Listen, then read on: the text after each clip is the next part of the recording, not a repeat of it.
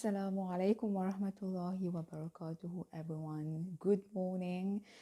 Today is a new day, a new beginning. It's Wednesday, and let us just wake up with the conviction, not the hope, the conviction that today you are going to transform the rest of your life. Today is the beginning of a new life for you. I believe that the mindset, the mind has a lot of power that we don't tap into, and that we keep repeating the same mistakes over and over again, the same destructive cycles over and over again. We are afraid. We don't love ourselves enough to sometimes make a change. Sometimes there are circumstances which are not in our control, and we have to be patient. I was actually just watching a video by Mufti Menk, and I just love, I think, like the rest of the world, I love listening to him. So he was talking about how Allah tells in the Quran to give good news to the ones who believe and who are patient. So many times we get depressed when things don't go our way. It's as if we expect that life should be perfect and it should be smooth and that we should have everything that we want at the exact right time where we want it. But of course, that doesn't happen that way. And that's actually a good news. If you pay attention, you have to acknowledge that, in the hardship is a sign of Allah's love and guidance and mercy for you. If you would take it that way, then your whole life will change. That's the amazing thing with being Muslim. I think that I have never encountered that philosophy anywhere. That even in the hardship, and especially in the hardship, when you see that you are being tested, we normally don't use the word like problems as such. I personally, I love to say that, I am being tested. Allah loves me so much that he wants me to become closer to him and stronger. And indeed, we will all agree that when we are afflicted with a kind of problem in our lives or challenge, as I said, we tend to become very close to Allah. We tend to become much more frequent in our prayer and much more devoted in general to reading the Quran and studying Islam, things like that. So it's actually a big blessing. But of course, in the worldly life, success is not measured in terms of your faith or in terms of your spiritual success as such. Most people define success only as material success or intellectual success or maybe physical, I don't know what.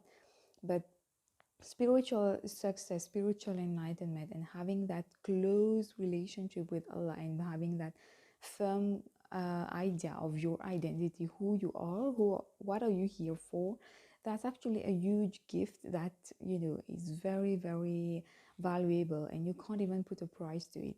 So I keep reminding myself over and over again, like any other human being, I also know some ups and downs in my faith. There are times when I really feel like, I cannot see the silver lining in the cloud.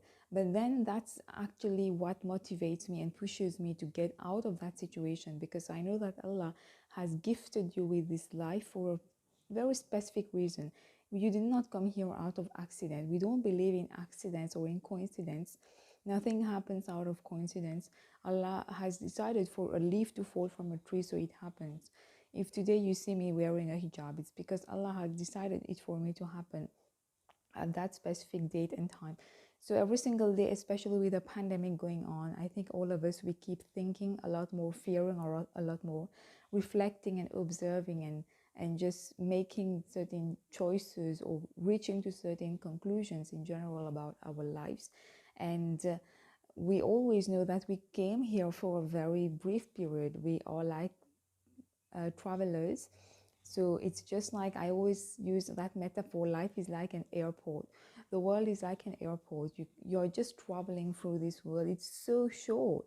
When you think of life, like it's very short.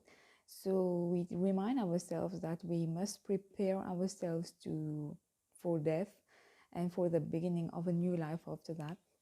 So we must make sufficient and judicious use of the free time that we have, and of our emotions, and of our life in general, of our resources. There are so many things which we have to improve on.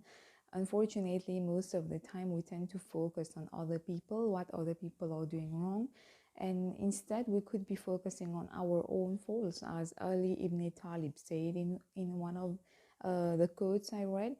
So of course I do believe that you have to listen to your intuition, and you will feel like Allah is communicating certain things to you, and you have to put it into practice. I do believe firmly that Allah talks to you, not as in you don't hear voices as such, but He will be subtly trying to send you messages through some circumstances, people, emotions, and you have to listen to them, because there are so many things for you there in for you to learn and grow and become not just a better Muslim but a better human being in general, which I think should be the aim of any person. Like, before becoming a good Muslim, let us try to first of all become a good human being.